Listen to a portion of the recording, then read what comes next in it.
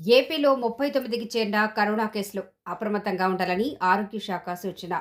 Amaravati July 27. ఆంధ్రప్రదేశ్లో corona virus కేసులు క్రమంగా పెరుగుతున్నాయి.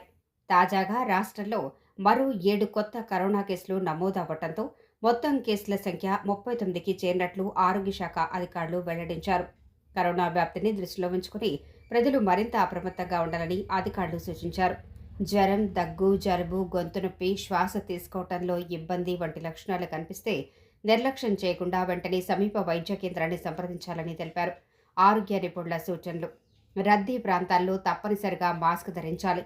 చేతులను తరచూ సబ్బుతో లేదా శానిటైజర్తో శుభ్రం చేసుకోవాలి. వ్యక్తిగత పరిశుభ్రత పాటించాలి. అనారోగ్య లక్షణాలు ఉన్నవారు ఇతరులతో సన్నిహితంగా ఉండకుండా జాగ్రత్త పడాలి. వృద్ధులు, గర్భిణీలు, దీర్ఘకాలిక వ్యాధులతో బాధపడేవారు ప్రత్యేక జాగ్రత్తలు తీసుకోవాలి.